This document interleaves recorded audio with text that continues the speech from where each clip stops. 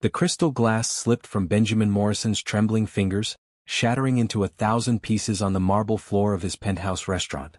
His face had gone completely white, and his entire body seemed frozen in place. The young black waitress standing before him couldn't understand why her simple comment about her mother's ring had caused such a dramatic reaction from the millionaire businessman. "Sir? Are you okay?" Sophia Washington asked, her voice filled with concern as she watched the powerful man who owned half the restaurants in downtown Atlanta struggle to breathe. His eyes were locked on the small worn silver ring on her finger, a ring that seemed so ordinary, yet had somehow turned this confident millionaire into a statue.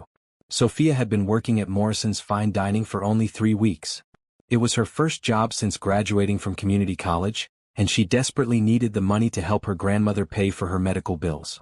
The job wasn't glamorous, but it paid better than most places, and the tips from wealthy customers like Mr. Morrison usually helped her family get by. She had been refilling his water glass when he noticed the ring. It was nothing special, just a simple silver band with a small inscription that had worn away over the years. Her mother had given it to her before she died, telling her it was all she had left of her own mother. 3 generations of women had worn this ring, and now it was Sophia's turn to carry on the tradition. "That ring?" Mr. Morrison finally whispered, his voice barely audible. "Where did you get that ring?" Sophia looked down at her hand, confused. "It belonged to my mother. She gave it to me before she passed away 2 years ago." "What? Is something wrong?" The restaurant's other staff members had started to gather around, sensing something unusual was happening. The head waiter, James, stepped forward with a concerned expression. "Mr. Morrison, should I call a doctor? You don't look well." Benjamin Morrison was known throughout Atlanta as a successful businessman who had built his restaurant empire from nothing. He was tough, decisive, and never showed weakness. But right now he looked like a man who had seen a ghost. "Your mother?" he said to Sophia, his voice shaking. "What was her name?" "Diane Washington," Sophia replied, growing more worried by the second. "Sir, you're scaring me. What's wrong?" The mention of that name seemed to hit Mr. Morrison like a physical blow. He stumbled backward, grabbing onto a nearby chair for support. His breathing became rapid and shallow, and tears began to form in his eyes. "Diane," he whispered. "Oh God, Diane." Sophia felt her heart racing. Something was very wrong here, and she couldn't understand what her mother's name had to do with this man's reaction. Her mother had been a simple woman who worked 2 jobs to support her family. She had never mentioned knowing anyone wealthy or powerful. "Did you know my mother?" Sophia asked, her voice barely above a whisper. Mr. Morrison looked at her with eyes full of pain and regret. For a moment he seemed unable to speak. Then slowly he nodded. "I didn't just know her," he said, his voice breaking. "I loved her. And I've been looking for her for 25 years. The words hit Sophia like a thunderbolt. Her mother had never talked about her past much, especially when it came to relationships. She had raised Sophia alone, always saying that her father wasn't in the picture and that they didn't need anyone else. "That's impossible," Sophia said, shaking her head. "My mother would have told me if she knew someone like you." Mr. Morrison's face crumpled with emotion. "She probably hated me. I don't blame her. I made the biggest mistake of my life, and I've regretted it every single day since." The restaurant had gone completely quiet. Even the kitchen staff had stopped working to watch this incredible scene unfold. Sophia felt dizzy, like the ground was shifting beneath her feet. "I don't understand," she said. "What mistake? What are you talking about?" Mr. Morrison wiped his eyes with his handkerchief, trying to compose himself. 25 years ago I was young and stupid. I was engaged to your mother, and I gave her that ring as a promise ring before I could afford a proper engagement ring. We were going to get married, start a family, build a life together." Sophia's knees felt weak. She had to grab onto the edge of the table to keep from falling. "You were engaged to my mother?" "We were so happy," Mr. Morrison continued, his voice full of grief. "But my family didn't approve. They thought she wasn't good enough for me because she came from a poor family. They threatened to cut me off completely if I married her. I was weak, Sophia. I was a coward, and I chose money over love." The room seemed to spin around Sophia. Her mother had been engaged to this millionaire, and he had abandoned her for money. The pain her mother must have felt was unimaginable. "She left town after I broke up with her," Mr. Morrison said. "I tried to find her, but she had disappeared completely. I hired private investigators, searched everywhere, but it was like she had vanished from the earth. I never stopped looking for her, never stopped hoping I could make things right." Sophia felt anger rising in her chest. "You destroyed her life. Do you know what she went through? She worked 2 jobs her entire life just to keep us afloat. She never married, never found love again. And you want to make things right? I know I don't deserve forgiveness, Mr. Morrison said, tears streaming down his face. But please tell me about her. Tell me she was happy. Tell me she had a good life. Sophia wanted to scream at him, to tell him how hard her mother had worked, how she had struggled to pay bills and put food on the table. But looking at this broken man, she could see genuine remorse in his eyes. She was a good mother, Sophia said quietly. She loved me more than anything in the world. But she was never the same after whatever happened with you. She would get sad sometimes, especially when she thought I wasn't looking. And she kept that ring all these years. Mr. Morrison closed his eyes, the weight of his guilt crushing down on him. I'm so sorry. I'm so very sorry. The silence in the restaurant was deafening. Everyone was trying to process what they had just witnessed. Sophia felt overwhelmed by emotions: anger, sadness, confusion, and something else she couldn't quite identify. Why didn't you try harder to find her? She asked. I did try, Mr. Morrison said. But back then it wasn't as easy as it is now. No internet, no social media. And she had changed her name. I was looking for Diane Johnson, but she became Diane Washington. Sophia realized her mother had taken her grandmother's maiden name, probably to make it harder for him to find her. The depth of her mother's pain was becoming clearer with each revelation. She's gone now, Sophia said, her voice hollow. She died 2 years ago from cancer. We couldn't afford the best treatment, so she fought as long as she could, but... Mr. Morrison's face went pale again. She's dead. Yes, Sophia whispered. And she died never knowing that you were still looking for her. The weight of this truth seemed to crush Mr. Morrison completely. He sank into a chair, his body shaking with sobs. 25 years of searching and he was too late. The next morning, Sophia woke up feeling like the previous day had been a dream. She stared at the ring on her finger, seeing it in a completely new light. This simple piece of jewelry was the key to a love story that had gone wrong, a promise that had been broken, and a search that had lasted decades. She had barely slept, her mind racing with questions about her mother's past. Why had her mother never told her about Benjamin Morrison? Why had she kept the ring if it brought her so much pain? And most importantly, what was she supposed to do with this information now? Her phone had been ringing all morning. Word about what happened at the restaurant had spread quickly through the staff, and everyone wanted to know more details. But Sophia wasn't ready to talk about it yet. She needed time to think. Her grandmother, Dorothy, was sitting in her usual spot on the front porch when Sophia arrived at her house. At 78 years old, Dorothy was the strongest woman Sophia knew. She had raised 3 children as a single mother and had helped Sophia through her own mother's death. You look like you've seen a ghost, child, Dorothy said as Sophia sat down beside her. Grandma, I need to ask you something about Mama, Sophia said, her voice serious. Dorothy's expression changed immediately. What about her? Did she ever tell you about a man named Benjamin Morrison? The color drained from Dorothy's face. She was quiet for a long moment, her hands gripping the arms of her rocking chair. Where did you hear that name? Dorothy asked quietly. So you know about him? Dorothy sighed deeply. I hoped this day would never come. Yes, I know about Benjamin Morrison. He broke my daughter's heart into 1,000,000 pieces. Sophia felt her chest tighten. Tell me what happened, Grandma. I need to know the truth. Dorothy looked out at the street, her eyes distant with memories. Your mother was so young, only 22. She was working at a small diner downtown, trying to save money for nursing school. Benjamin came in every day for lunch and they started talking. He was different then, not the big businessman he became later. He was just a young man with dreams and a kind heart. What changed? Sophia asked. They fell in love hard and fast, Dorothy continued. Within 6 months he proposed. Not with a fancy ring, mind you, but with that little silver band you're wearing. He promised her a real engagement ring once he got his business off the ground. Sophia touched the ring, imagining her young mother receiving it with such hope and joy. Your mother was so happy, Dorothy said, her voice soft with memory. She would light up whenever she talked about him. She had her whole life planned out: the wedding, the house, the children they would have together. She was going to be Mrs. Benjamin Morrison. But his family didn't approve, Sophia said. Dorothy's face hardened. His parents were terrible people. They looked down on our family because we didn't have money. They told Benjamin that marrying your mother would ruin his future, that he could do better than a poor black girl from the wrong side of town. The words stung even though Sophia had expected them. The pain her mother must have felt was unimaginable. He chose them over her, Dorothy continued. Came to her apartment one night and told her the engagement was off.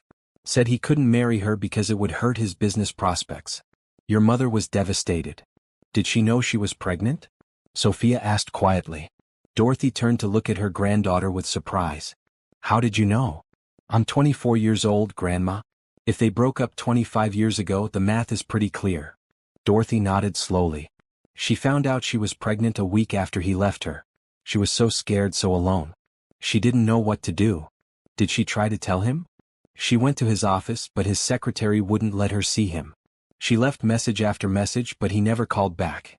His parents had already sent him away on some business trip, and by the time he got back, your mother was gone. Sophia felt tears welling up in her eyes. She left because of me. She left because she was protecting you, Dorothy corrected firmly. She knew that if she stayed, his family would make both of your lives miserable. She was brave, Sophia. She sacrificed everything to give you a better life. But we struggled so much, Sophia said. We could barely pay rent, and she worked herself to death trying to provide for us. She was proud, Dorothy said. She could have asked for help, could have tried to get child support, but she didn't want anything from the man who had rejected her. She wanted to prove that she could raise you on her own. They sat in silence for a while, both lost in their own thoughts.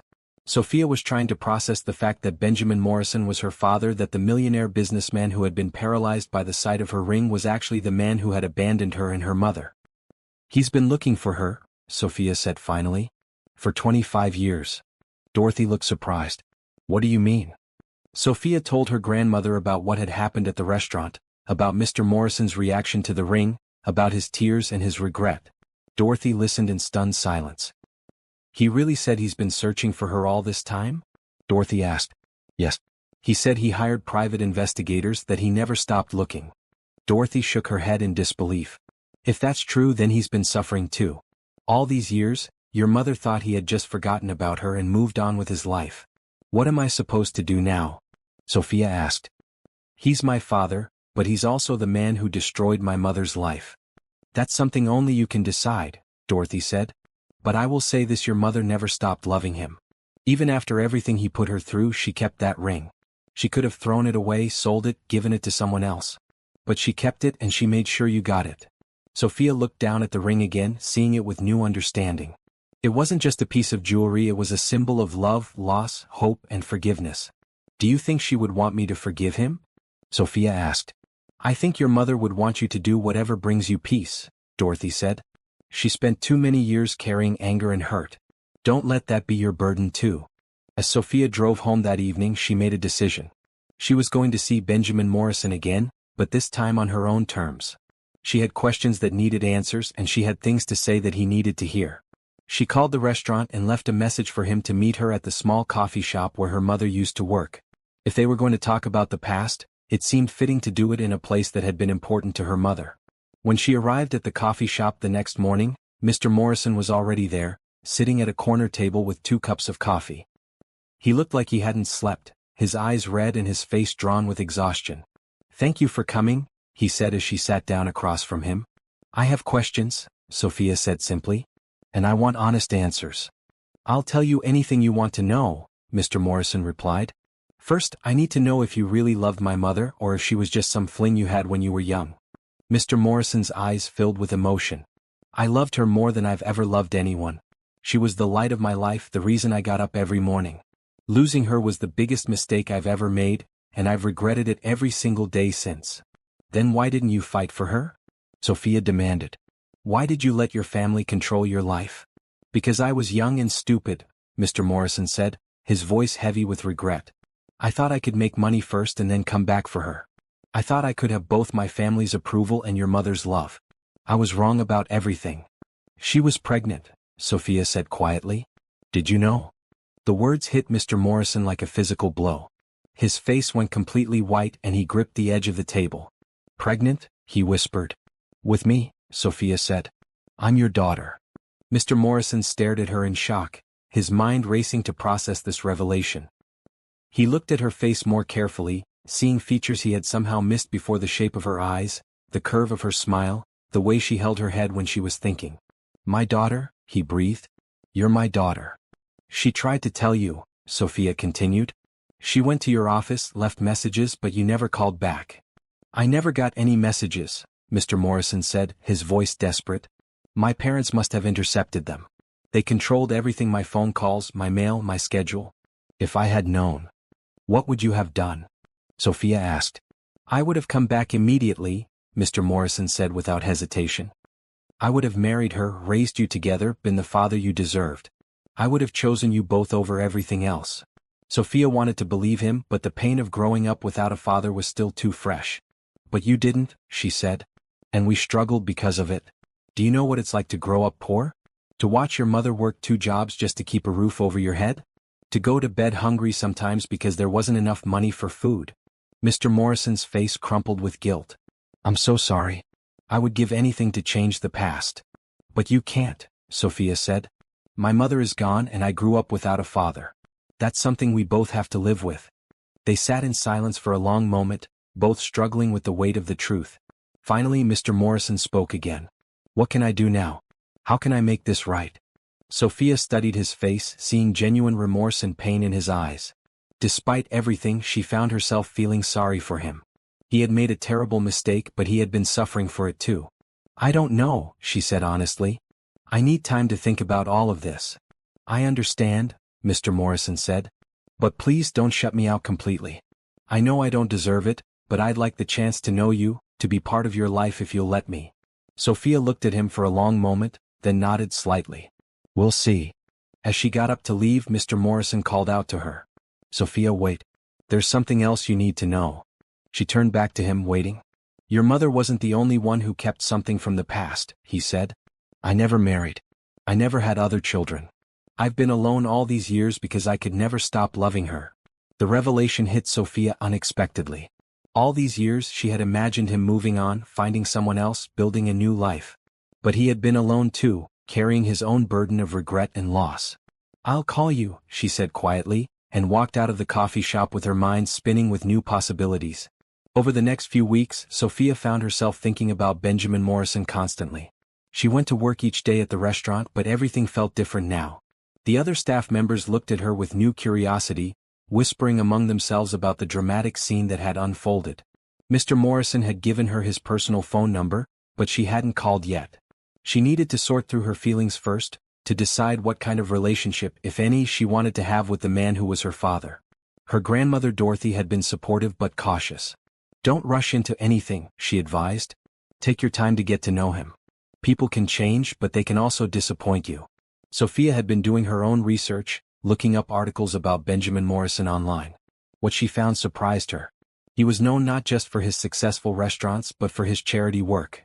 He had donated millions to education programs in low-income communities, funded scholarships for underprivileged students, and supported single mothers trying to get back on their feet. It was almost as if he had been trying to make up for something, she realized. Maybe he had been thinking about her and her mother all along. One evening, as she was closing up at the restaurant, Mr. Morrison appeared at her station. I don't want to bother you at work, he said quietly. But I was wondering if you'd like to have dinner sometime. Somewhere else, of course. I thought maybe we could talk more. Sophia hesitated. She had been avoiding him for weeks, but she knew she couldn't keep running from this situation forever. Okay, she said finally. But I choose the place. 2 days later, they met at a small soul food restaurant in the neighborhood where Sophia had grown up. It was nothing fancy, just good food and honest atmosphere. Mr. Morrison looked out of place in his expensive suit, but he didn't seem to mind. Your mother used to bring me to places like this, he said, looking around with a nostalgic smile. She said the best food came from the heart, not from fancy kitchens. She was right, Sophia said, surprised by the warmth in his voice when he talked about her mother. They ordered their food and sat in awkward silence for a few minutes. Finally, Mr. Morrison spoke. I've been thinking about what you said about not knowing what it's like to grow up poor. You're right, I don't know. But I'd like to understand. Will you tell me about your childhood? Sophia wasn't sure she wanted to share those memories, but something in his expression convinced her to try. We lived in a small apartment, she began. Just 2 bedrooms, and the heat didn't always work in the winter. Mama would pile blankets on my bed and sleep on the couch so I could have the warm room. Mr. Morrison listened intently, his face growing more pained with each detail. She worked at a grocery store during the day and cleaned offices at night, Sophia continued. I hardly saw her during the week, but on Sundays she would make a big breakfast and we'd spend the whole day together. Those were the best days. She sounds like an amazing mother, Mr. Morrison said softly. She was, Sophia agreed. But she was tired all the time. I could see it in her eyes, the way her shoulders sagged when she thought I wasn't looking. She gave up everything for me. And I could have prevented all of that, Mr. Morrison said, his voice heavy with guilt. Maybe, Sophia said.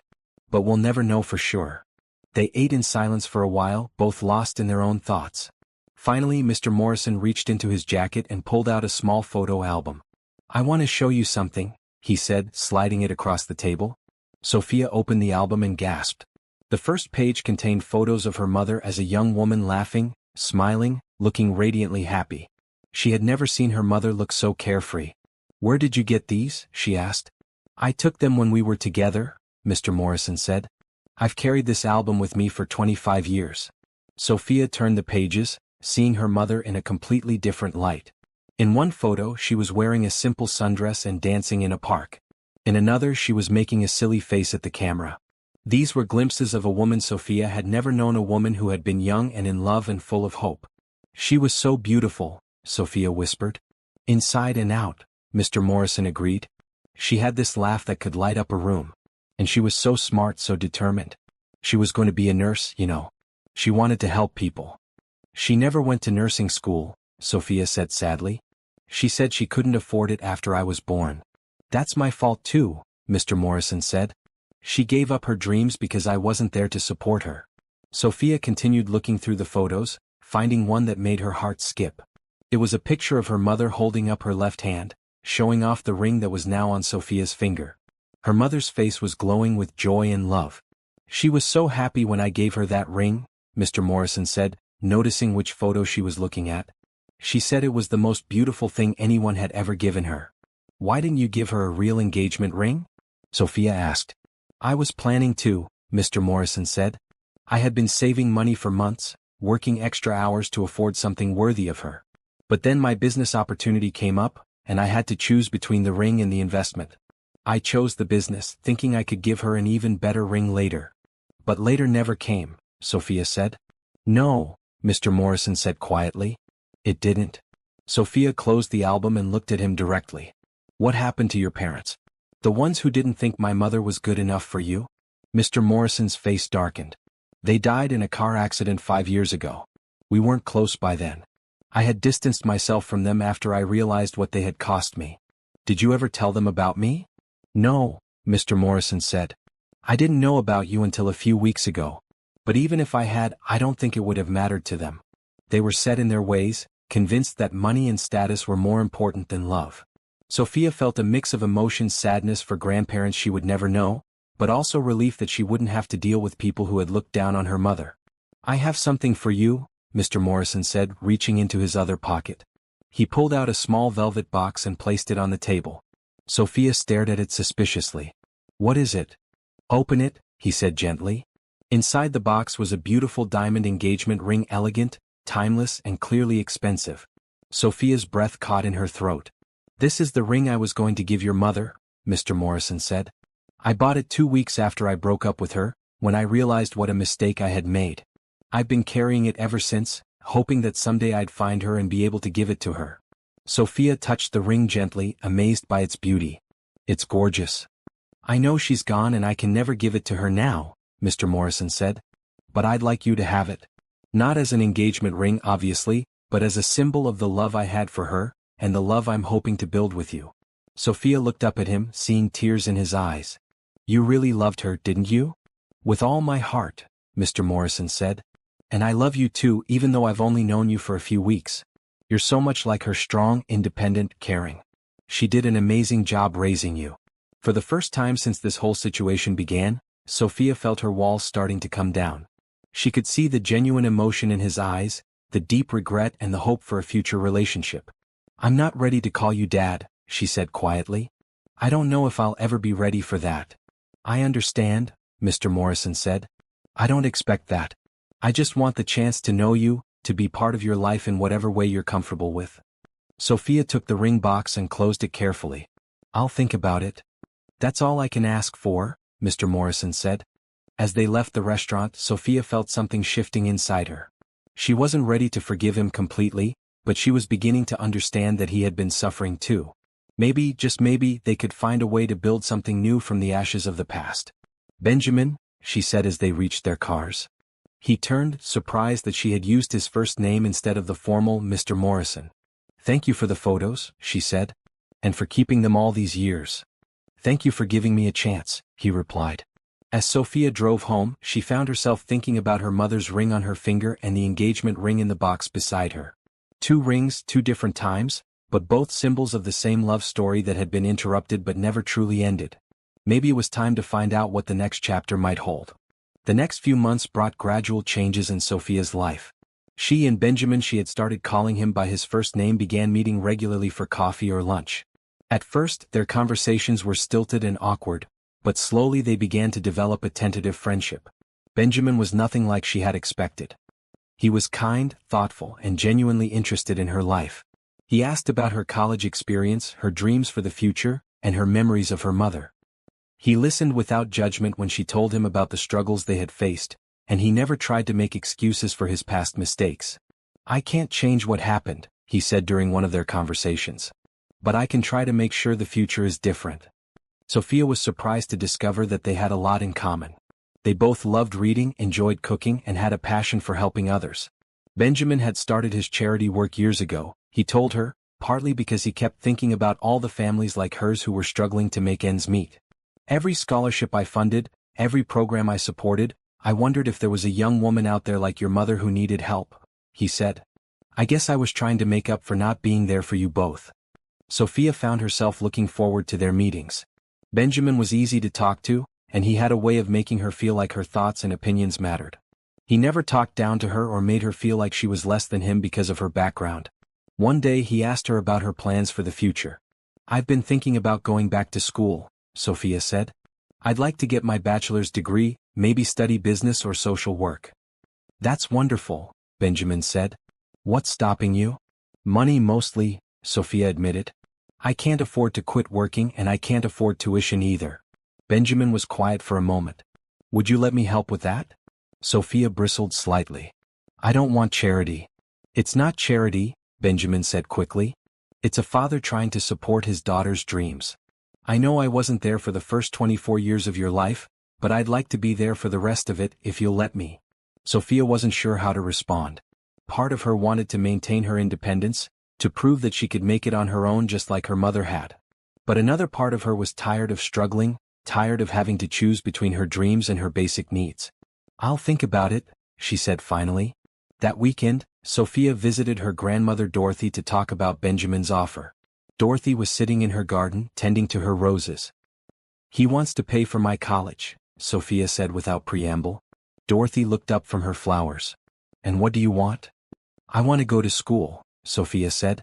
"But I don't want to feel like I owe him anything."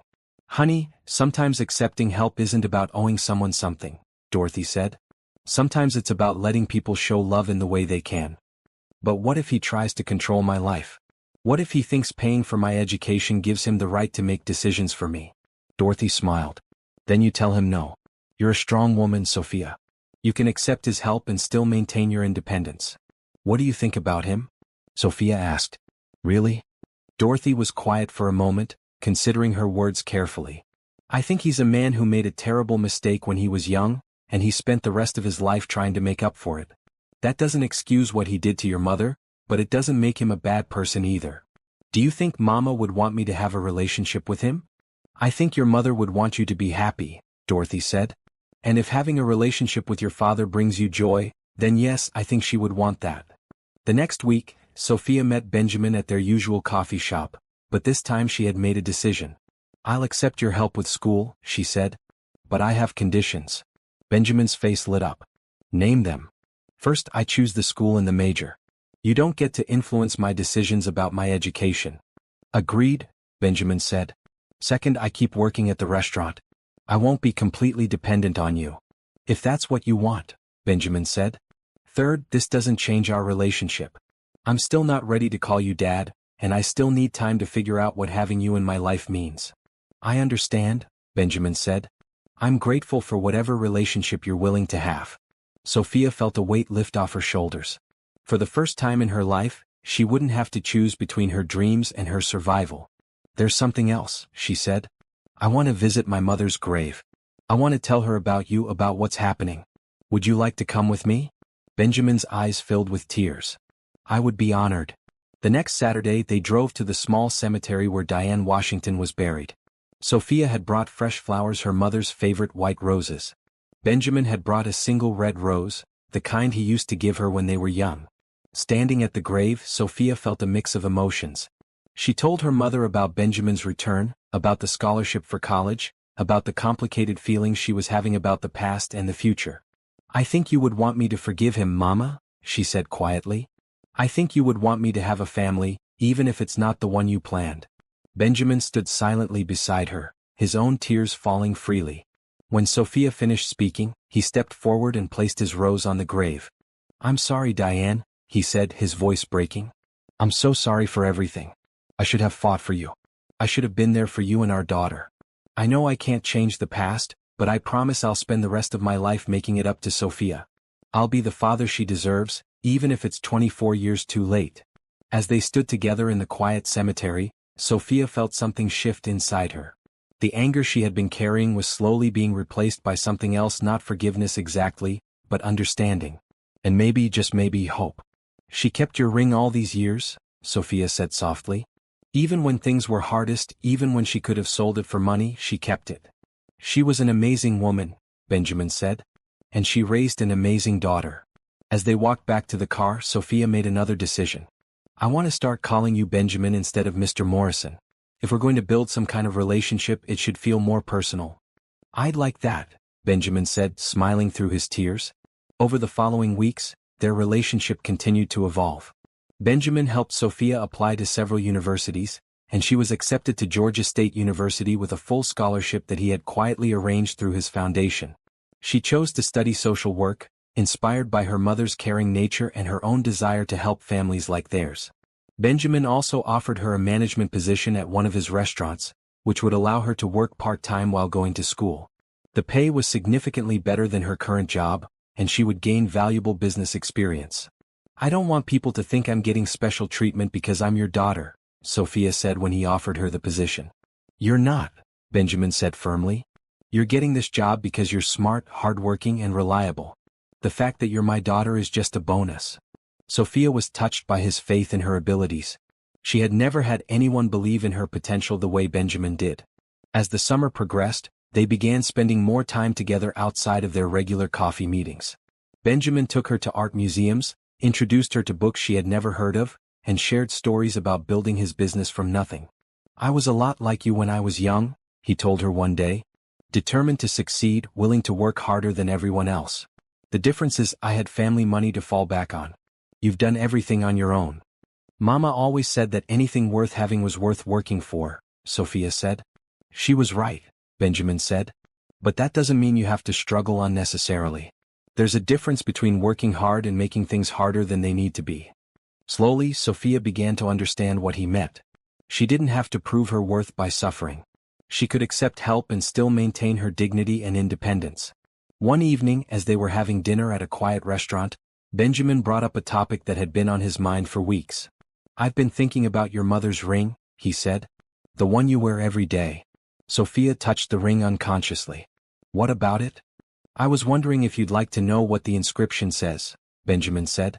"It's worn away now, but I remember what I had engraved on it." Sophia looked down at the ring with new interest. "What did it say?" "Forever yours be," Benjamin said quietly. "I wanted her to know that no matter what happened, I would always love her." Sophia felt tears well up in her eyes. "She carried your promise with her all these years. And now you do too," Benjamin said. "I hope that someday when you're ready, you'll consider it a promise from me to you as well. I will always be here for you, Sophia. Always." For the first time since she had learned the truth about her father, Sophia felt completely at peace with the situation. She reached across the table and took his hand. "I think I'm ready," she said. "Ready for what?" Benjamin asked. "To call you Dad," Sophia said, smiling through her tears. "If you want me to." Benjamin's face lit up with joy. "I would love that more than anything." As they sat there holding hands, Sophia felt like she was finally home. She had found the family she had always dreamed of, and it had been worth the wait.